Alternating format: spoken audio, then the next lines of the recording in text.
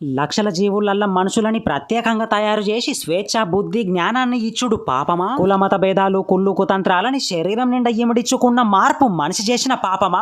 ఏం అర్థమైతలేదు, కొంచెం జ్ఞానబోధ చేయు తాత. నా పెద్ద ముద్దుల మనవడా ఎంకటే, చచ్చిపోయిన నా ఆత్మకు గింతంత నల్లగల్లు గింతంత తెల్లగల్లు ఒక బీడి కట్ట 2 అగ్గిపెట్టెలు వెట్టి దండెం మీద బట్టలారేసిన నా భార్య గుండు మీద ఒక్కటి పుచ్చుకున్నావంటే నీకు పెరిగ జ్ఞానాన్ని పంపిణీ చేసే బాధ్యత నాది. ఇనుకోరా బిడ్డ. మనిషిగా జన్మెత్తక ముందు ధన కుల మత ఆశలు స్వార్థాలు శూన్యం. భూమి మీద చెట్టుకు మొక్కినా పుట్టకు మొక్కినా చేరేది ఒకటే కాడికని తెలియక రకరకాల డిపార్ట్మెంట్లు చేసుకొని మీ అండ్ల మీరే పీడితులయ్యారు. 1000 సంవత్సరాల చరిత్ర నాగరికత కండ్ల ముంగటున్నా గుర్తించక పాటించక గౌరవించక అజ్ఞానులయ్యారు. సృష్టికర్త ఒకడే, మనుషులందరూ ఒకటేనని మీకు మీదికొచ్చినాక ఏర్పడుతుంది ఒక్కొక్కరికి విడివిడిగా. ఒక్కగానొక్క గ్రహంలోనే మంచిగా మనిషిగా మానవత్వంగా బతకలేకపోతారు. మంచిదైంది మీ పక్క గ్రహాలు మొత్తం ఖాళీగుంచిన. కలి యుగమంతమయ్యే వరకు మీరు మారరని నాకు అర్థమైంది.